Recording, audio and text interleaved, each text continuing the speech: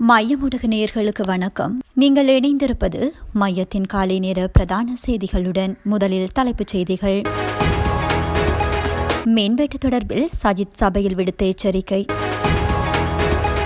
எரிபொருளுடன் இலங்கையை வந்தடைந்த மற்றொரு கப்பல் வெளியான தகவல். யாழில் மாணவிகளுக்கு மாணவன் செய்த மோசமான செயல். நியாயம் கேட்டவர்களை துரத்தி வெட்டிய தந்தை. கொல்லப்பட்ட அலில் ஆஜரானுக்கு பதிலளித்த நியமனம். ஈரானின் அடுத்த நகர்வு. மொச்சபா கவனிக்கு பாதுகாப்பு கிடையாது. இஸ்ரேலிய ராணுவம் பகிரங்க எச்சரிக்கை. அமெரிக்காவிற்கு உதவ மறுக்கும் உலக நாடுகள். கடும் சினத்தில் ட்ரம்ப். சஹ்ரானால் உருவான 300 குண்டுதாரிகள் இலங்கையில் வெளியான தகவல். கோப்பாய் போலீஸ் நிலையத்தில் தீ விபத்து. பெயர் பலகை மற்றும் படகொன்று தீயில் எரிந்து நாசம். போலீஸ் அதிகாரியின் உயிரை பறித்த கோர விபத்து. வெளியான தகவல் தொடர்பான விரிவான செய்திகள்.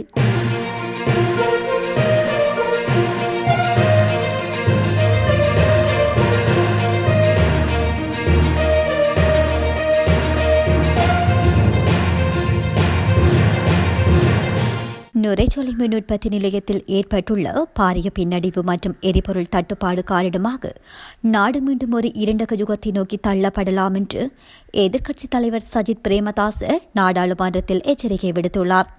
சபையில் உரையாற்றிய அவர் நுரைச்சோலை மின் நிலையத்தில் உற்பத்தி வீழ்ச்சி தொடர்பான அதிர்ச்சியூட்டும் தரவுகளை பகிரங்கப்படுத்தியுள்ளார். கடந்த 4 நாட்களில் நுரைச்சோலை நிலக்கரி மின் உற்பத்தி நிலையத்தில் பின்வருமாறு வீழ்ச்சியடைந்துள்ளது. மார்ச் மாதம் 13 130 மெகாவாட் குறைவாகவும், மார்ச் மாதம் 14ஆம் திகதி 135 மெகாவாட் குறைவாகவும், மார்ச் மாதம் 15ஆம் திகதி 132 மெகாவாட் குறைவாகவும், மார்ச் மாதம் 16ஆம் திகதி 148 மெகாவாட் குறைவு எனும் நுரைச்சோலையில் ஏற்படும் இந்த தட்டுப்பாட்டை நிவர்த்தி செய்ய வேண்டுமானால் அதற்கு மாற்றீடாக டீசல் மூலம் இயங்கும் மின் நிலையங்களை நாட வேண்டியுள்ளது.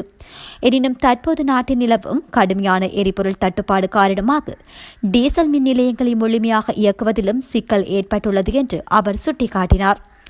இந்த நிலைமை இதே வேகத்தில் தொடருமாயின் எதிர்வரும் ஏப்ரல், ஜூன் மற்றும் ஜூலை மாதங்களில் நாடு தழுவிய ரீதியில் திட்டமிட்ட மின்வெட்டை அமல்படுத்த வேண்டிய துரதிருஷ்டவசமான சூழல் உருவாகும் என்று அவர் தெரிவித்தார். இது ஒரு சாதாரண எச்சரிக்கை அல்ல, தரவுகளுடன் கூடிய அபாயம். இந்த ஆபத்தான நிலைமையை தவிர்க்க அரசு உடனடியாக தீர்வை காண வேண்டும் என்று எதிர்க்கட்சித் தலைவர் சஜித் பிரேமதாஸ் இதன்போது வலியுறுத்தியுள்ளார். மத்திய கிழக்கில் நிலவி வரும் போர் சூழலால் ஏற்பட்ட எரிசக்தி நெருக்கடியை தொடர்ந்து இலங்கையால் கோரப்பட்ட எரிபொருள் இறப்பை ஏற்றி வந்த மற்றொரு கப்பல் கொழும்பு வந்தடைந்துள்ளதாக துறைமுகங்கள் மற்றும் சிவில் விமான போக்குவரத்து அமைச்சு தெரிவித்துள்ளது. கொங்கோங் ராஜ்யத்திற்கு சொந்தமான சி பிராண்டியர் என்ற எரிபொருள் கப்பலை இவ்வாறு வருகை தந்துள்ளதாக தெரிவிக்கப்படுகின்றது. கப்பல் கொண்டு வந்த எரிபொருள் இன்று காலை கெரவலப்பட்டிய எரிபொருள் கிடங்கில் இறக்கப்பட்டதாக அமைச்சு தெரிவித்துள்ளது. எரிபொருள் இருப்பின் மற்றொரு பகுதி இன்று பிற்பகல் கொழும்பு டால்பின் ஜெட்டிக்கு கொண்டு வரப்பட்டு கொலன்னாவ கிடங்கிற்கு அனுப்பப்பட்டதாக அமைச்சு கூறியுள்ளது.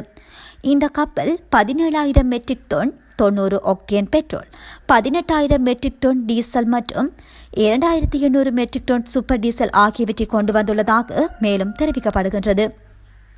சமூக ஊடகம் ஒன்றில் பாடசாலை மாணவிகளை அவதூறு செய்த பாடசாலை மாணவன் ஒருவனை 14 நாட்கள் சிறுவர் நன்னடத்தை காப்பகத்தில் தடுத்து வைக்க ஊர்காவற்றுறை நீதிமன்ற நீதிவான் உத்தரவிட்டுள்ளார். அத்துடன் குறித்த அவதூறு பரப்பியதை நியாயம் கேட்க சென்ற பாதிக்கப்பட்ட மாணவிகளின் உறவினர்கள் ஒருவரை கூறிய ஆயுதம் ஒன்றால் வெட்டி காயப்படுத்திய குற்றத்திற்காக குறித்த மாணவனின் தந்தையாரையும் 14 நாட்கள் தடுப்பு காவலில் வைக்க நீதிமன்றம் உத்தரவிட்டுள்ளது. சில வாரங்களுக்கு முன்னர் வேலனை பிரதேசத்தில் உள்ள பாடசாலை ஒன்றின் உயர்தரத்தில் கல்வி கேட்கும் மாணவன் ஒருவர் மாணவி ஒருவரது புகைப்படம் மற்றும் இன்னும் ஒரு மாணவியின் தாயாரது தொலைபேசி இலக்கத்தையும் டிக்டாக் சமூக ஊடகத்தில் கீழ்த்தரமான பாலியல் ரீதியான வாசகங்களுடன் பதிவிட்டு அவதூறு பரப்பியதாக தெரிவிக்கப்படுகின்றது. இந்த நிலையில் குறித்த அவதூறால் பாதிக்கப்பட்ட மாணவி ஒருவரது உறவினர் அவதூறு பரப்பியவரின் வீட்டிற்கு சென்று குறித்த மாணவனிடம் இது தொடர்பில் வினவியுள்ளார். இதன்போது அவதூறு பரப்பிய மாணவரின் தந்தையார் நியாயம் கேட்க சென்ற ஒருவரை கூறிய ஆயுதம் ஒன்றால் தாக்கி காயப்படுத்தியதால் குறித்த நபர் யாழ் போதனா வைத்தியசாலையில் அனுமதிக்கப்பட்டு சிகிச்சை பெற்று வருவதாக தெரிவிக்கப்படுகின்றது. இவ்வாறான பின்னணியில் ஊர்காவற்றுறை சிறு குற்ற பிரிவு போலீசில் இரு மாணவிகளின் பெற்றோரும் முறைப்பாடு பதிவு செய்திருந்தனர். குறித்த முறைப்பாட்டின் அடிப்படையில் விசாரணையை முன்னெடுத்த ஊர்காவற்றுறை சிறு குற்ற பிரிவு போலீசார் இருவரையும் நேற்றைய தினம் ஊர்காவற்றுறை நீதிமன்றத்தில் முன்னிலைப்படுத்தியிருந்தனர். இந்த நிலையில் மாணவனி சிறுவர் சீர்திருத்த மையத்தில் 14 நாட்களும் மாணவனின் தந்தையை 14 நாட்களும் தடுத்து வைக்க நீதவான் உத்தரவிட்டிருந்தமை குறிப்பிடத்தக்கது. ஈரானின் உயர்மட்ட பாதுகாப்பு அமைப்பான தேசிய பாதுகாப்பு கவுன்சிலின் தலைவரான அலி லாஜ்ரானுக்கு பதிலாக தேசிய பாதுகாப்பு கவுன்சிலின் முன்னாள் செயலாளர் சஜித் ஜலீலி தற்காலிகமாக அந்த பொறுப்பை ஏற்க வாய்ப்புள்ளதாக தகவல்கள் வெளியாகியுள்ளன. ஈரானின் புதிய உச்ச தலைவர் மொஜ்தபா கமினி கவுன்சிலுக்காக தனது பிரதிநிதிகளை அதிகாரப்பூர்வமாக நியமிக்கும் வரை இந்த தற்காலிக ஏற்பாடு தொடரும் என எதிர்பார்க்கப்படுகின்றது. மேலும் தெரிய வருகையில் இஸ்ரேல் நடாத்திய வான்வழி தாக்குதலில் அலி லாஜ்ரானின் அவரது மகன் மற்றும் உதவியாளர் ஆகியோர் கொல்லப்பட்டதாக தெரிவிக்கப்பட்டுள்ளது. இந்த நிலையில் அரசாங்கத்திற்குள் லாரிஜானி வகித்த மிக முக்கியமான பங்களிப்பை கருத்தில் கொண்டு அவருக்கு பதிலாக யாரை நியமிப்பது என்பது குறித்து தேசிய பாதுகாப்பு கவுன்சில் தீவிரமாக ஆலோசித்து வருகின்றது. உயிரிழந்த அலி லாஜ்ரானி முன்னாள் உச்ச தலைவர் ஆயத்துல்லா அலி காமனியால் சஜித் லலியுடன் இணைந்து தேசிய பாதுகாப்பு கவுன்சிலில் பிரதிநிதியாக நியமிக்கப்பட்டவர் என தெரிவிக்கப்படுகின்றது. இதன் அடிப்படையில் அதிகாரப்பூர்வமான நியமிப்பு இடம்பெறும் வரை சஜித் லாலி தற்காலிகமாக அலி லாஜ்ரானின் பொறுப்புகளை கவனிப்பார் என எதிர்பார்க்கப்படுகின்றது. இந்த நிலையில் தற்போது ஏற்பட்டுள்ள வெற்றிடத்தை நிரப்ப கவுன்சிலுக்குள் முறையான நடைமுறைகள் முன்னெடுக்கப்பட்டு வருவதாக தெரிவிக்கப்படுகின்றமை குறிப்பிடத்தக்கது. ஈரானின் புதிய உச்ச தலைவர் மொஜ்தபா கமினி உட்பட இஸ்ரேல் நாட்டிற்கு அச்சுறுத்தலாக இருக்கும் எவரையும் இஸ்ரேலிய பாதுகாப்பு படைகள் தொடர்ந்து இலக்கு வைக்கும் என எச்சரிக்கப்பட்டுள்ளது. குறித்த எச்சரிக்கையை இஸ்ரேலிய ராணுவ பேச்சாளர் தெரிவித்துள்ளார். இந்த விடயம் தொடர்பில் மேலும் தெரிவித்துள்ள அவர், புதிதாக நியமிக்கப்பட்ட பிறகு பொதுவெளியில் தோன்றாத கமினியின் இருப்பிடம் குறித்து தங்களுக்கு தெரியாது என சுட்டிக்காட்டியுள்ளார். இருப்பினும் இஸ்ரேலுக்கு எதிராக கைதூக்கும் எவருக்கும் விலக்கு கிடையாது என்பதை அவர் திட்டவட்டமாக தெரிவித்துள்ளார். அத்தோடு நாங்கள் ஏற்கனவே நிரூபித்தபடி எதிரிகளை தொடர்ந்து துரத்துவோம், அவர்களை கண்டுபிடித்து சீலிழக்க செய்வோம் என அவர் குறிப்பிட்டுள்ளார். ஈரானின் துணை ராணுவ படையான பாஜிச் உறுப்பினர்களையும் இஸ்ரேல் தொடர்ந்து இலக்கு வைக்கும் என அவர் தெரிவித்துள்ளார். அத்தோடு அந்த படையின் தளபதி கொலம்ரேசா சொலமனை தாங்கள் கொன்றுவிட்டதாக அதிகாரப்பூர்வமாக அவர் குறிப்பிட்டுள்ளார். எங்கு அல்லது எப்போது இருந்தாலும் ஈரானிய படை உறுப்பினர்கள் அனைவரையும் இஸ்ரேலிய ராணுவம் சென்றடையும் என்று டெஃபின் எச்சரிக்கை விடுத்துள்ளார். இதற்கிடையில் இந்த ஆண்டு ஏப்ரல் மாதத்தில் வரும் பாஸ் ஓவர் பண்டிகை காலம் உட்பட ஒரு நீண்ட கால ராணுவ நடவடிக்கைக்கு இஸ்ரேல் தயாராகி வருவதாகவும் அவர் குறிப்பிட்டுள்ளார். போர் சூழலால் ஹார்முஸ் ஜலசந்தியை ஈரான் ராணுவம் மூடியிருப்பதால் அங்கு கப்பல் போக்குவரத்தை சீர்படுத்த போர்க்கப்பல்களை அனுப்புமாறு அமெரிக்காவின் நட்பு நாடுகளுக்கு ட்ரம்ப் அழைப்பு விடுத்துள்ளார். 7 நாடுகளை கொண்டுள்ளதாக அவர் கூறினாலும் எந்தெந்த நாடுகள் என்ற விவரத்தை அவர் வெளியிடவில்லை. எனினும் சீனா, பிரான்ஸ், ஜப்பான், தென்கொரியா, இங்கிலாந்து போன்ற நாடுகளிடம் ஏற்கனவே அவர் கோரிக்கை விடுத்திருந்தார். ஆனால் ஹார்முஸ் நீரிணைக்கு கப்பல் அனுப்பாமல் பல நாடுகள் கைவிரித்துவிட்டன. அந்த வகையில் இங்கிலாந்து, ஜப்பான், ஆஸ்திரேலியா, ஜெர்மனி போன்ற நாடுகள் அடுத்தடுத்து மறுப்பு தெரிவிக்கின்றன. இது ட்ரம்புக்கு கோபத்தை ஏற்படுத்தியுள்ளது. அமெரிக்காவுக்கு உதவாத நாடுகளை மறக்க மாட்டேன் என அவர் தெரிவித்துள்ளார். இந்த நிலையில் ஈரானுக்கு எதிரான போரில் உதவி செய்ய நேட்டோ நாடுகள் மறுத்துவிட்டதாக அமெரிக்க அதிபர் ட்ரம்ப் கடும் அதிருப்தி தெரிவித்துள்ளார். அவர்களின் பாதுகாப்புக்காக அமெரிக்காவின் கோடிக்கணக்கான டாலர்களை பெற்றுக்கொண்டு அமெரிக்காவுக்கு தேவைப்படும் போது அந்நாடுகள் ஒதுங்கிக் கொள்வதை வழக்கம் எனவும் அவர் குற்றம் சாட்டியுள்ளார்.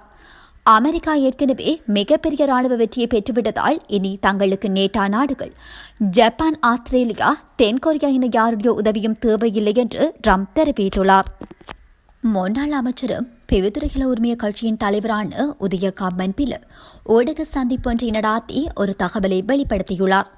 அதாவது, எதிர்வரும் 31ஆம் தேதி உயிர்த்த ஞாயிறு தாக்குதலின் பிரதான சூத்திரதாரி யார் என்பதை முழு நாட்டிற்கும் அறிவிக்கப் போவதாக அவர் குறிப்பிட்டிருந்தார்.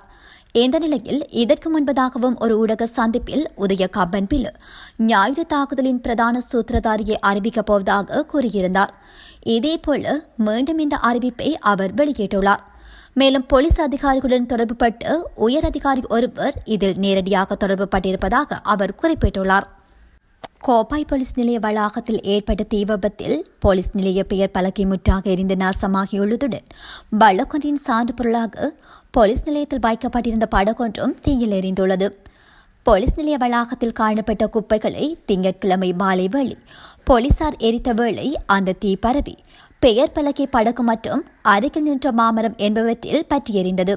அதனை அடுத்து போலீசார் தீயணைக்க நடவடிக்கை எடுத்ததுடன் யாழ் மாநகர சபை தீயணைப்பு பிரிவினருக்கும் அறிவிக்கப்பட்டதை அடுத்து சம்பவ இடத்திற்கு விரைந்த தீயணைப்பு பிரிவினர் போலீசாருடன் இணைந்து தீயினை அணைத்தனர். மேதிகிரிய பிசோ பண்டாரபுர பகுதியில் நேற்று முன்தினம் இடம்பெற்ற வாகன விபத்தில் மின்னேறிய போலீஸ் நிலையத்தைச் சேர்ந்து போலீஸ் சார்ஜெண்டர் ஒருவர் உயிரிழந்துள்ளார். மோட்டார் சைக்கிள் ஒன்று வீதியை விட்டு விலகி கேன்டீன் தூணில் மோதியதில் இந்த குறித்த விபத்து இடம்பெற்றுள்ளதாக தெரிவிக்கப்படுகின்றது. உயிரிழந்தவர் மெதிகிரிய பிசோ பண்டாரபுர கிராமத்தைச் சேர்ந்து மின்னேரியாவில் பணியாற்றும் போலீஸ் சார்ஜெண்டர் என அடையாளம் காணப்பட்டுள்ளார். விபத்தில் படுகாயமடைந்த அவர் மெதிகிரிய மருத்துவமனையில் அனுமதிக்கப்பட்ட பின்னர் உயிரிழந்ததாக போலீசார் தெரிவிக்கின்றனர். மேலதிக விசாரணைகளை போலீசார் முன்னெடுத்து வருகின்றமை குறிப்பிடத்தக்கது.